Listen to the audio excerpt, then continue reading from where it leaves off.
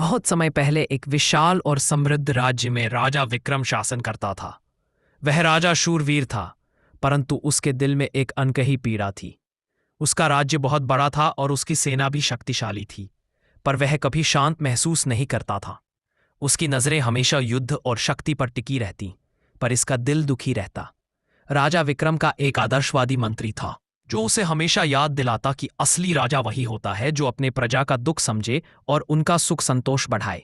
पर विक्रम राज अपने अहंकार और युद्ध की चाह में ऐसा कभी नहीं सोच पाया। एक दिन उसकी सेना ने युद्ध का आह्वान किया।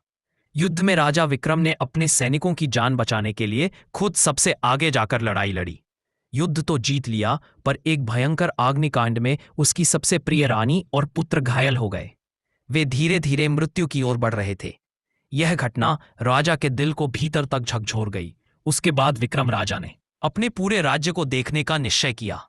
वह आम जनता की पीड़ा और मुश्किलों को समझना चाहता था। उसने अपने भेष को बदलकर जनता के बीच जाकर उनके दुख देखे, गरीब विधवाओं के आंसू, अनाथ बच्चों की भूख, विधों की तन्हाई। राजा विक्रम ने जाना कि असली शक्ति युद्ध नहीं, प्रेम और सेवा में है। उसने अपने पूरे राजस्व का उपयोग गरीबों की सेवा, शिक्षा और स्वास्थ्य में लगाना शुरू किया।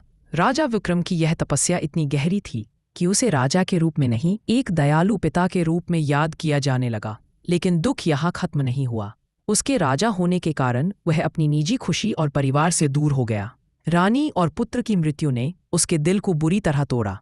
वह अंतर्मुखी होकर राजमहल के एकांत में छुप गया। अपनी सारी वस्तुएं, सोना, चांदी और सोने की ताज को उसने त्याग दिया। वह केवल एक साधु की तरह जीवन बिताने लगा।